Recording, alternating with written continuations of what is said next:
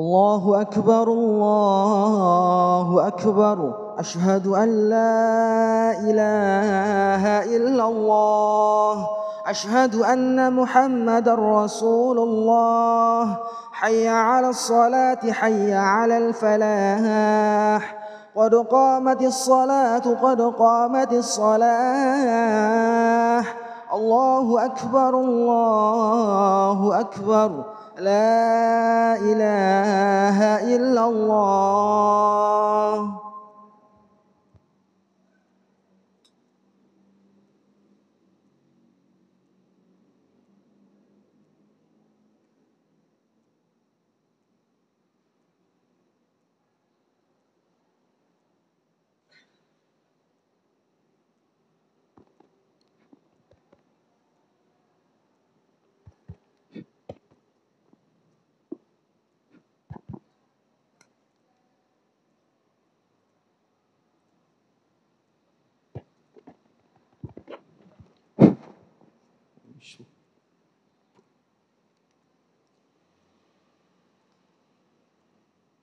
Wa'tadiru yarhamukallah. Sufufakum fa inna tasfiyata suku min iqamatis shalah.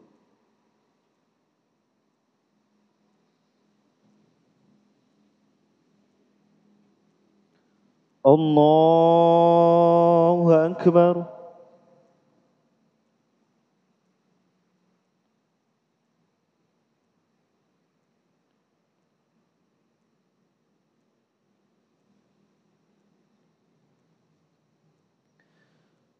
Alhamdulillahi Rabbil Alamin Ar-Rahmanir Rahim Maliki Yawmiddin Iyyaka na'budu wa iyyaka nasta'in اهدنا الصراط المستقيم صراط الذين أنعمت عليهم غير المغضوب عليهم ولا الضالين.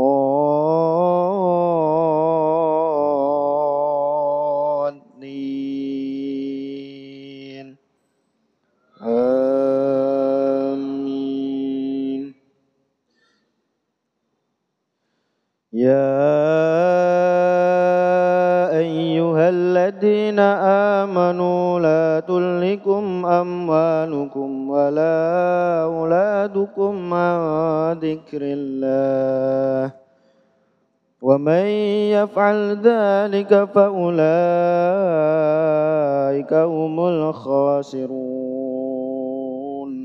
وأنفقوا مما رزقناكم من قبل أن يأتي أحدكم الموت فيقول رب لولا أخرتني إلى أجل قريب فأصدق وأكن من الصالحين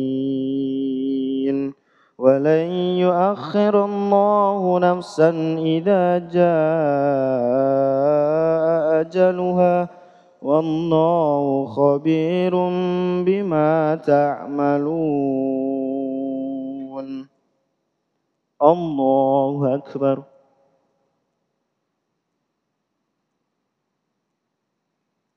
سمع الله لمن حمده. الله أكبر.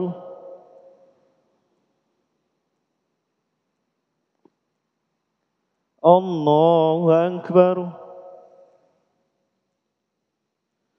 الله أكبر.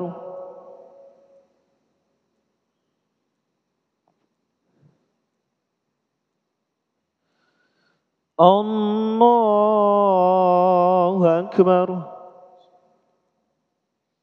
الحمد لله رب العالمين الرحمن الرحيم مالك يوم الدين إياك نعبد وإياك نستعين اهدنا الصراط المستقيم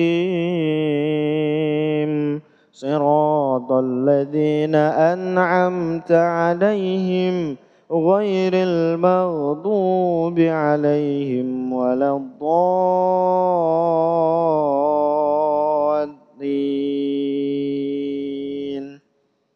آمين.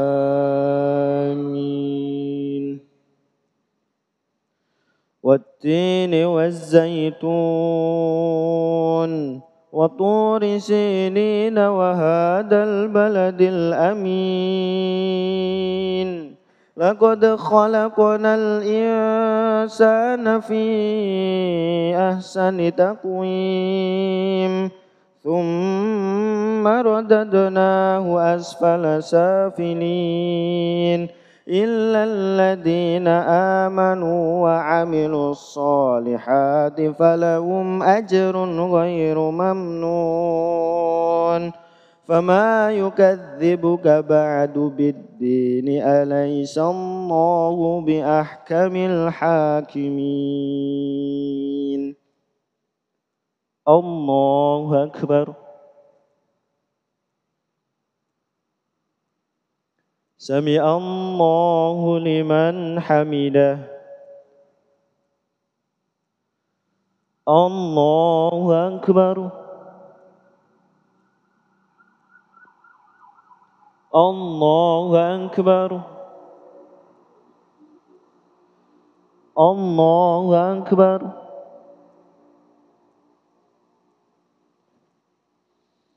الله أكبر.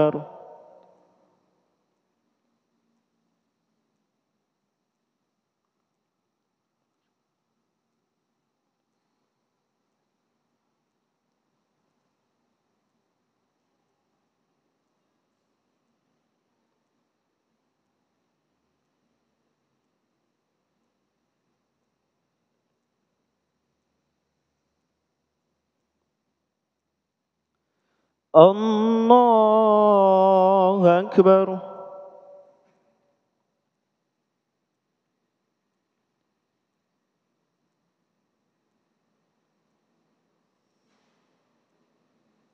الله أكبر. سمع الله لمن حمده. الله أكبر. الله أكبر. الله أكبر.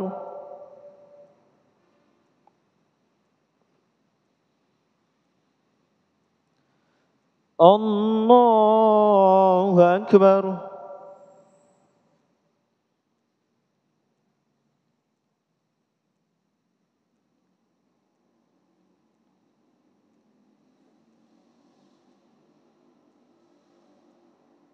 الله أكبر. سمع الله لمن حمده. الله أكبر. الله أكبر. الله أكبر.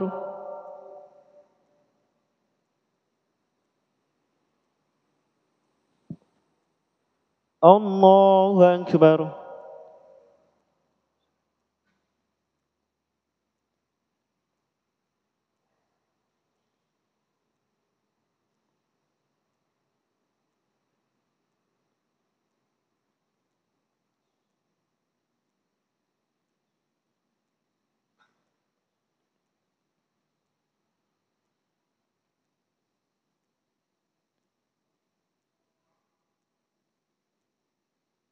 السلام عليكم ورحمة الله.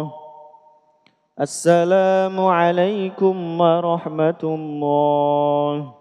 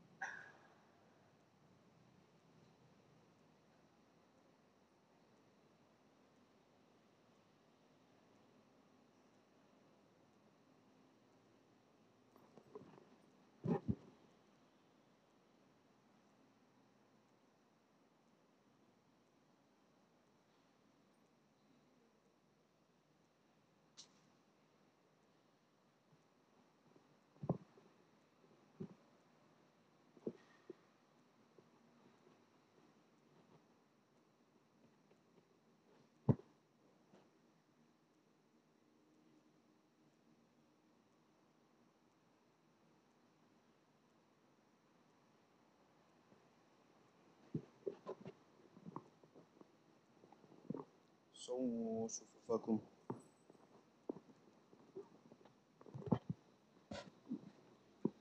Sawu sufufakum. 4 salam, kemudian witir.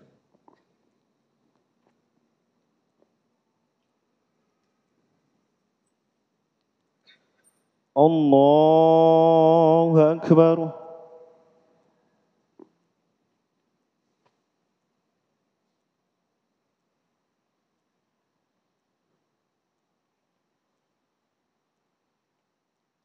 Alhamdulillahi Rabbil Alamin. Ar-Rahmanir Rahim. Maliki Yaumiddin.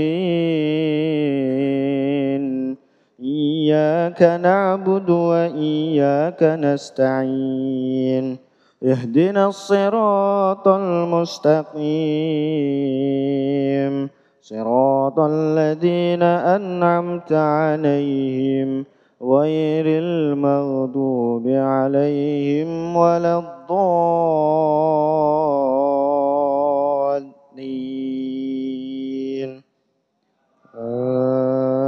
آمين. تبارك الذي بيده الملك وهو على كل شيء قدير. الذي خلق الموت والحياة ليبلوكم أيكم أحسن عملا وهو العزيز الغفور. الذي خلق 7 سماوات طباقا ما ترى في خلق الرحمن من تفاوت فارجع البصر هل ترى من فطور. الله أكبر. سمع الله لمن حمده. الله أكبر. الله أكبر. الله أكبر.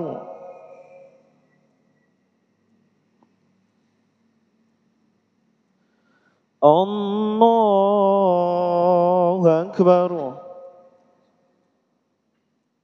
الحمد لله رب العالمين.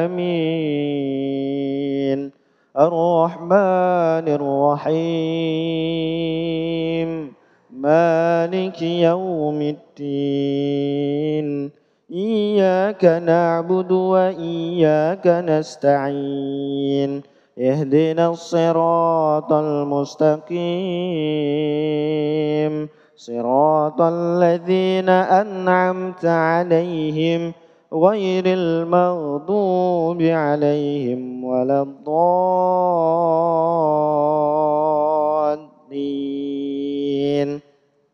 آمين. ثم ارجع البصر كرتين ينقلب إليك البصر خاسئا وهي تفور تكاد تميز من الغيظ كلما ألقي فيها فوج سألهم خزنتها لم يأتكم نذير قالوا بلى قد جاءنا نذير فكذبنا وقلنا ما نزل الله من شيء إن أنتم إلا في ضلال كبير. الله أكبر.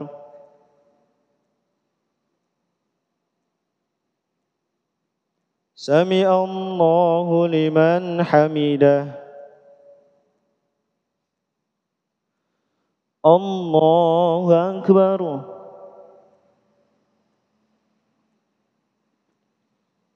الله أكبر. الله أكبر.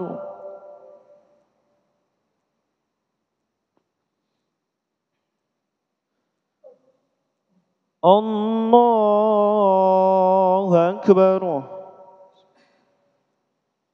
الحمد لله رب العالمين الرحمن الرحيم مالك يوم الدين إياك نعبد وإياك نستعين اهدنا الصراط المستقيم صراط الذين أنعمت عليهم غير المغضوب عليهم ولا الضالين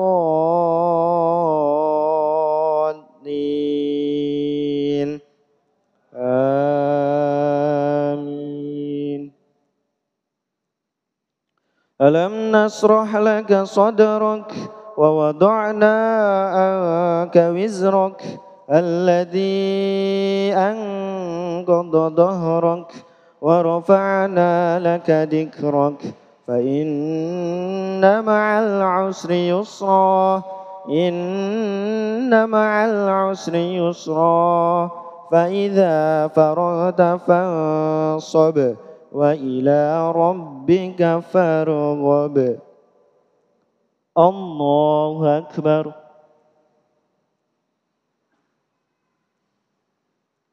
سمع الله لمن حمده. الله أكبر. الله أكبر. الله أكبر.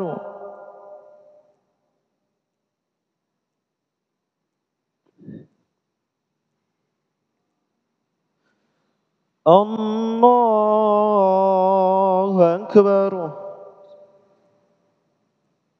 الحمد لله رب العالمين الرحمن الرحيم مالك يوم الدين إياك نعبد وإياك نستعين اهدنا الصراط المستقيم صراط الذين أنعمت عليهم غير المغضوب عليهم ولا الضالين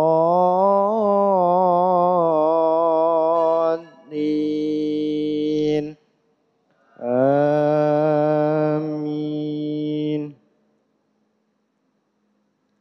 إنا أنزلناه في ليلة القدر وما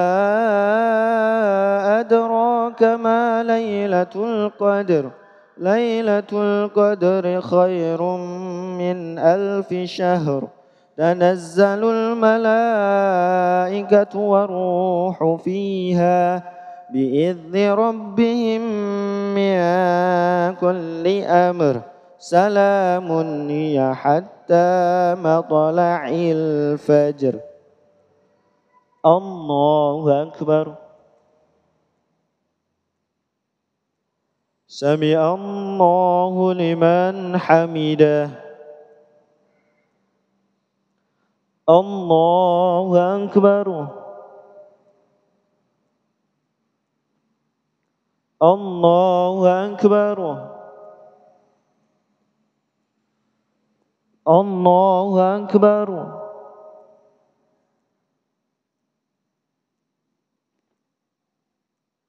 الله أكبر.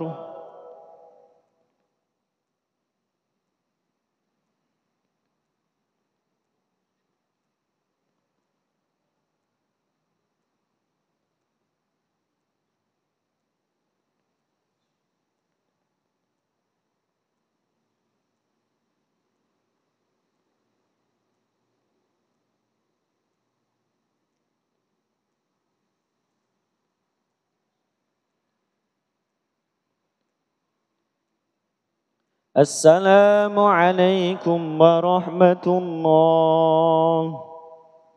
السلام عليكم ورحمة الله.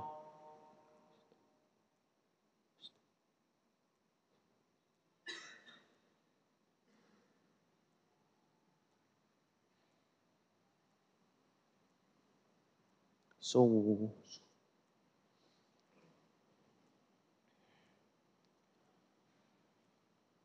Allahu Akbar.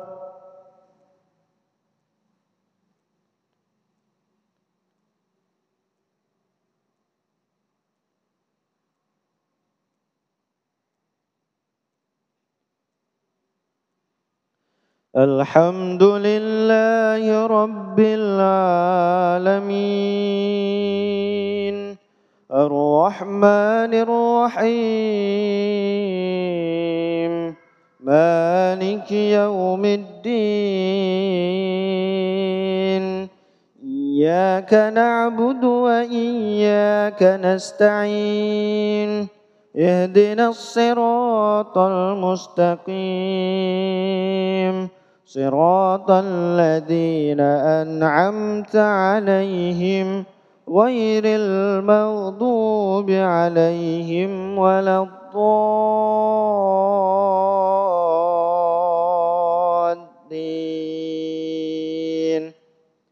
آمين. قد سمع الله قول التي تجادلك في زوجها وتشتكي إلى الله والله يسمع تحاوركما إن الله سميع بصير.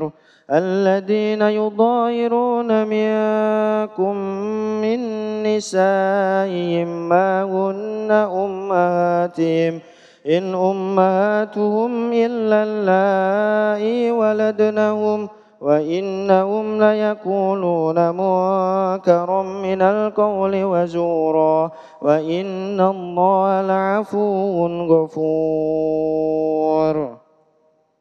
الله أكبر.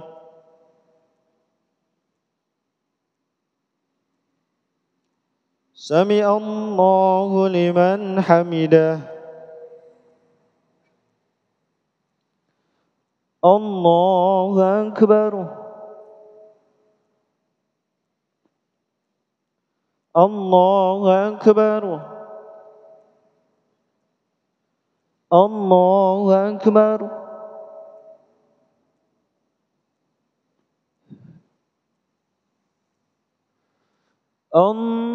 الله أكبر.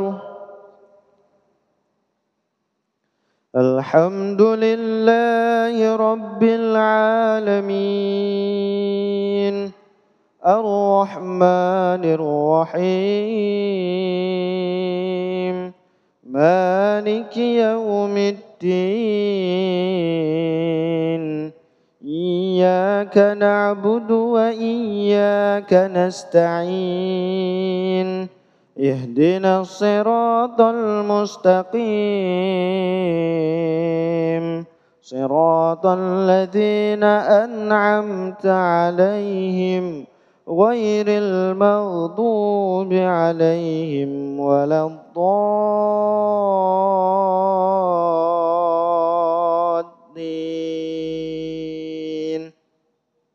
آمين.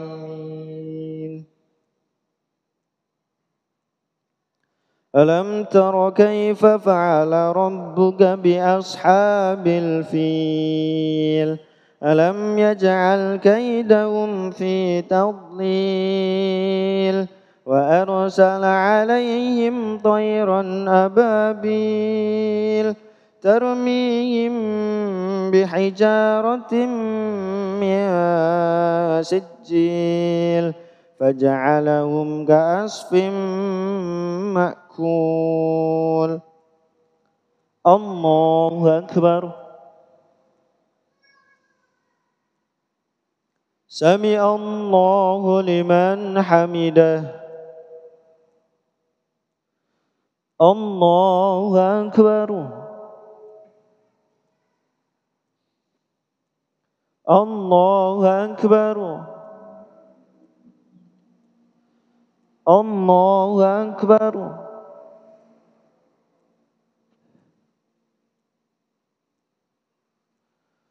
الله أكبر.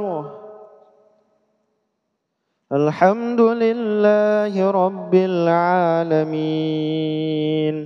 الرحمن الرحيم مالك يوم الدين إياك نعبد وإياك نستعين اهدنا الصراط المستقيم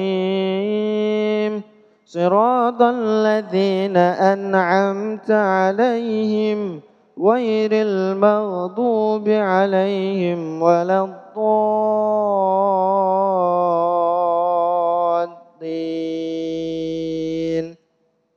آمين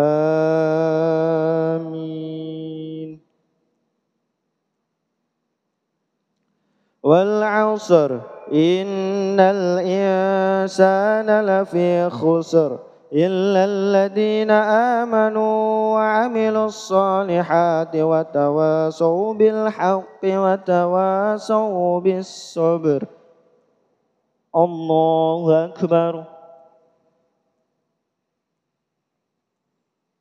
سمع الله لمن حمده الله أكبر الله أكبر الله أكبر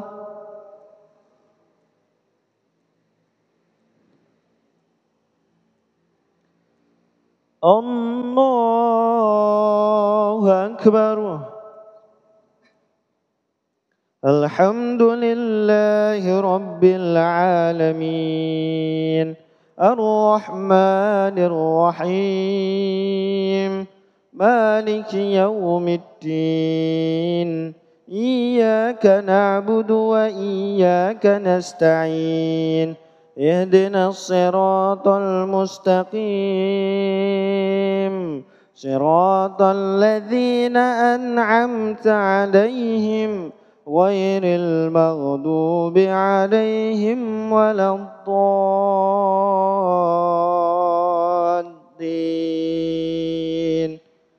آمين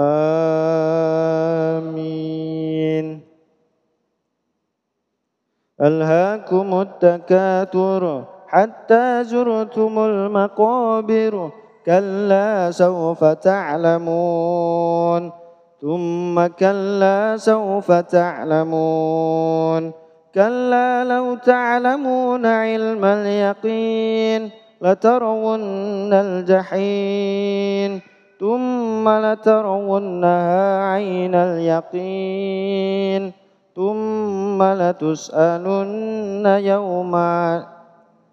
يومئذ عن النعيم الله أكبر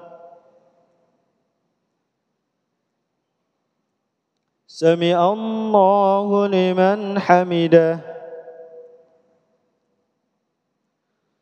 الله أكبر الله أكبر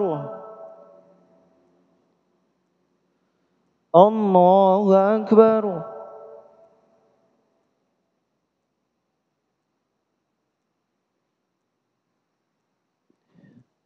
الله أكبر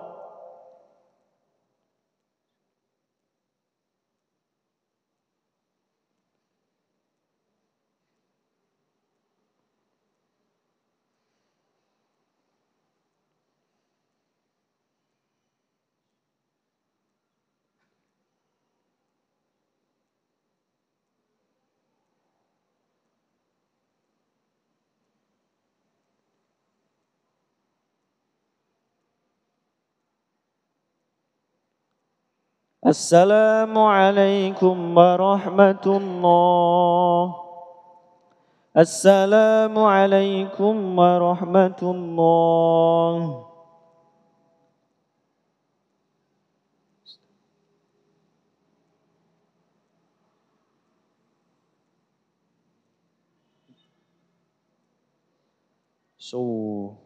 witir.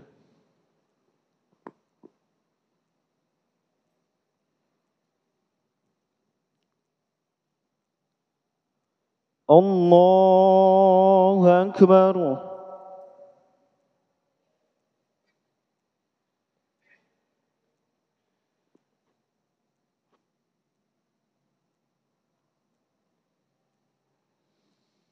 الحمد لله رب العالمين الرحمن الرحيم مالك يوم الدين إياك نعبد وإياك نستعين اهدنا الصراط المستقيم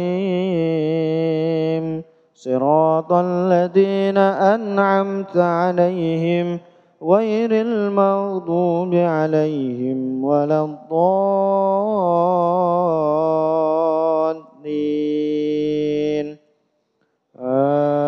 آمين.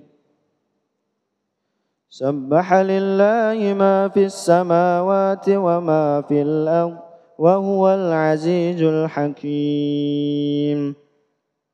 هو الذي أخرج الذين كفروا من أهل الكتاب من ديارهم لأول الحشر ما ظننتم أن يخرجوا وظنوا أنهم مانعتهم حصونهم من الله فأتاهم الله من حيث لم يحتسبوا وقذف في قلوبهم الرعب يخربون بيوتهم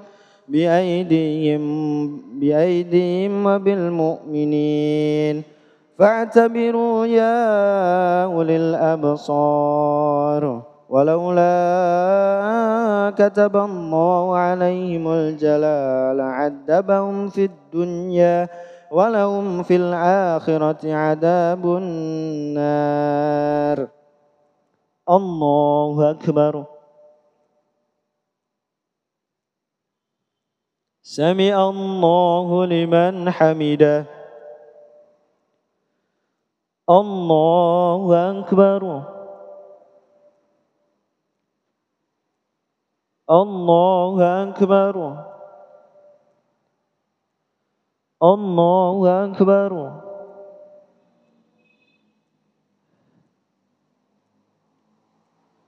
الله أكبر. الحمد لله رب العالمين الرحمن الرحيم مالك يوم الدين إياك نعبد وإياك نستعين اهدنا الصراط المستقيم صراط الذين أنعمت عليهم غير المغضوب عليهم ولا الضالين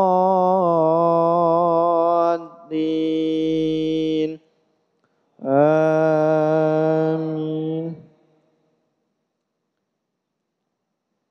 إذا جاء نصر الله والفتح ورأيت الناس يدخلون في دين الله أفواجا فسبح بحمد ربك واستغفره إنه كان توابا.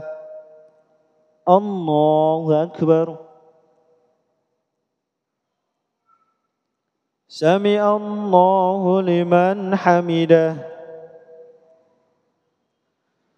الله أكبر.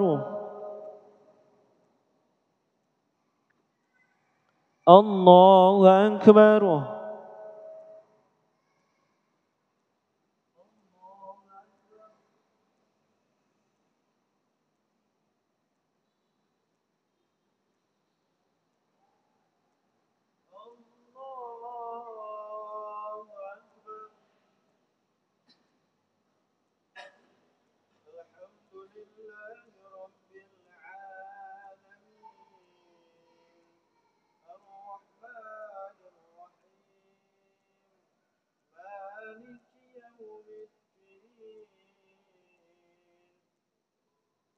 إياك نعبد وإياك نستعين اهدنا الصراط المستقيم صراط الذين أنعمت عليهم غير المغضوب عليهم ولا الضالين.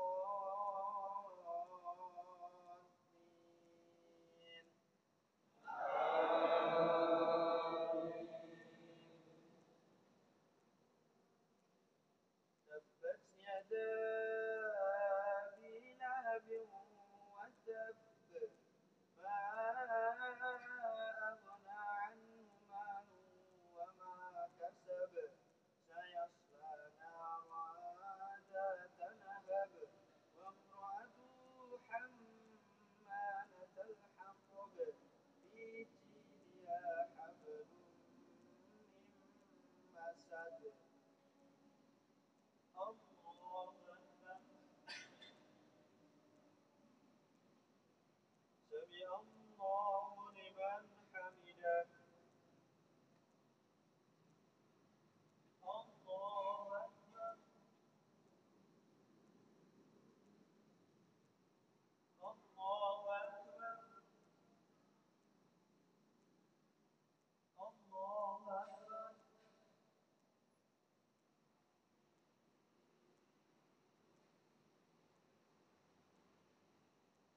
الله أكبر.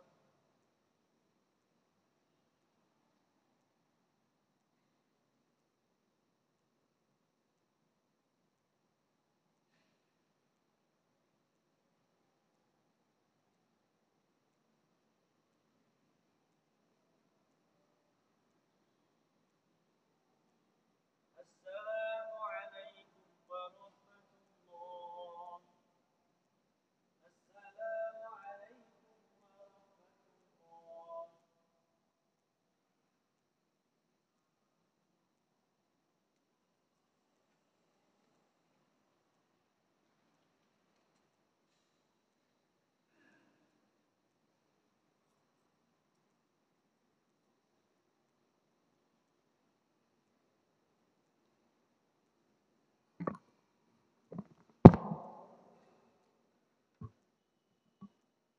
Cek. Bismillahirrahmanirrahim. Assalamualaikum warahmatullahi wabarakatuh. Alhamdulillahi rabbil alamin. Alhamdulillahilladzi ja'alal kuramal kitabah wal kitabatul qiraah wal qiraatul ma'rifah wal ma'rifatul ibadah wal ibadatu lillahi ta'ala. Ya ayyuhalladzina amanu kutiba alaikumus syiyam kama kutiba alal ladzina min qablikum la'allakum tattaqun. Segala puja dan puji hanya milik Allah Subhanahu wa taala. Kita memujinya, kita mohon ampun serta pertolongan kepadanya. Dialah Allah Subhanahu wa taala, satu-satunya Rabbul Alamin, pemilik arsy yang tiada yang mampu seorang makhluk pun untuk menyainginya. Sesungguhnya saya bersaksi bahwa tiada ilah yang berhak diibadahi selain Allah. Dan saya bersaksi bahwa Muhammad adalah hamba dan utusannya. Salawat beriring salam semoga senantiasa tercurah kepada Habibina Al-Mustafa Rasulullah Muhammad sallallahu alaihi wasallam. Kepada segenap keluarganya, para sahabatnya, dan pengikutnya yang setia ila yaumil qiyamah. Beliaulah Nabi besar Muhammad sallallahu alaihi wasallam, sosok uswah hasanah yang wajib kita contoh dari berbagai segi aspek kehidupannya. Beliaulah sosok ayah yang baik bagi para anak-anaknya, sosok suami yang baik bagi para istri-istrinya, sosok Nabi dan Rasul yang baik bagi para umatnya. Dan beliaulah sosok pemimpin revolusioner dunia yang telah mengubah peradaban zaman minaz zamani jahiliyah ila zamanil islamiyah dengan risalah yang beliau emban, yakni ad-dinul Islam as-siratal mustaqim. Beliau telah mengemban sebuah amanah, menyampaikan sebuah risalah serta berjihad dengan sebenar-benarnya jihad fi sabilillah. Berkat dakwah dan jihad beliaulah serta izin Allah Ta'ala, kalimat tauhid la ilaha illallah dapat tegak dengan setegak-tegaknya di muka bumi. Sehingga pada saat ini kita bisa merasakan nikmat besar di antara nikmat-nikmat besar yang lainnya, yakni adilul Islam as-siratal mustaqim. Jamaah, salat Isya dilanjut salat tarawih yang insyaallah dirahmati oleh Allah Subhanahu wa taala. Sungguh merugi dan sungguh merugi apabila bulan Ramadan telah berlalu namun kita tidak mendapatkan ampunan dari Allah Subhanahu wa taala. Dikarenakan apa? Jamaah sekalian, sungguh kehidupan setelah kematian itu ada, kebangkitan setelah kematian itu nyata, dan penghisapan amal setelah kehidupan itu benar adanya. Maka dari itu, mulai dari kehidupan yang ini, kita persiapkan amal ibadah kita tata hidup kita, jangan sampai ketika Allah telah memanggil kita tidak mendapatkan ampunan darinya, maka sungguh merugi dan sungguh merugi. Jamaah sekalian yang insyaallah dirahmati oleh Allah Subhanahu wa taala, sebagai umatnya Nabi Muhammad sallallahu alaihi wasallam, itu merupakan sebuah keistimewaan, sebuah yang bernilai mumtaz, istimewa. Dikarenakan apa? Sebagai umatnya Nabi Muhammad sallallahu alaihi wasallam, Allah memuliakannya lebih dari umat-umat Nabi sebelumnya, seperti dimuliakannya bulan Ramadan di antara 11 bulan yang lainnya. Ketika nanti di yaumil qiyamah, seorang ayah telah lari dari anaknya, anak telah lari dari orang tuanya. Ketika Ismail telah lari dari Ibrahim, dan Ibrahim telah lari dari Ismail. Semua nabi berkata nafsihi, nafsihi, nafsihi, diriku sendiri, diriku sendiri. Mereka lupa dengan semuanya, namun yang ingat hanya satu, yakni baginda mulia Rasulullah Muhammad sallallahu alaihi wasallam. Orang yang paling sibuk di dunia dan orang yang paling sibuk di akhirat adalah Nabi besar Muhammad sallallahu alaihi wasallam. Beliau menanti kita di ujung sirat. Beliau bersujud di hadapan Allah Subhanahu wa taala sambil berdoa, Allahumma salim salim, Allahumma salim salim, Allahumma salim salim. Ya Allah selamatkanlah, ya Allah selamatkanlah. Nabi Muhammad sallallahu alaihi wasallam sujud lama sekali di hadapan Allah Subhanahu wa taala, sampai kemudian Allah taala berfirman, "Ya Muhammad, angkat kepalamu, mintalah apa yang kau minta." Kemudian Nabi besar Muhammad sallallahu alaihi wasallam menjawab, "Ya Allah, sungguh ampunilah umatku yang dimana mereka hanya memiliki keimanan sekecil biji kurma." Kemudian Allah Ta'ala menjawab, "Ya Muhammad, selamatkanlah." Kemudian Nabi Allah Muhammad sallallahu alaihi wasallam mencari umatnya. Aina ummati, aina ummati. Beliau usap umatnya, beliau hantarkan ke dalam surganya. Kemudian setelah menengok kembali ke neraka, ternyata masih banyak umatnya di neraka. Kemudian beliau kembali sujud bersimpuh di hadapan Allah Subhanahu wa taala sambil berdoa, Allahumma salim salim, Allahumma salim salim, Allahumma salim salim. Lama sekali baginda mulia sujud di hadapan Allah Subhanahu wa taala. Sampai kemudian Allah taala berfirman, "Wahai Muhammad, angkat kepalamu, mintalah apa yang kau minta." Kemudian baginda mulia Nabi besar Muhammad sallallahu alaihi wasallam bersabda, "Ya Rasulullah, selamatkanlah umatku. Ya Allah, selamatkanlah umatku yang dimana dalam hatinya ada keimanan sekecil biji jagung." Kemudian Allah Ta'ala berfirman, "Wahai Muhammad, carilah umatmu di neraka." Kemudian beliau balik lagi ke neraka. Beliau cari umatnya. Aina ummati, aina ummati. Beliau usap umatnya. Beliau antarkan dia ke dalam surganya. Setelah menengok kembali ke neraka, ternyata masih banyak umatnya di neraka.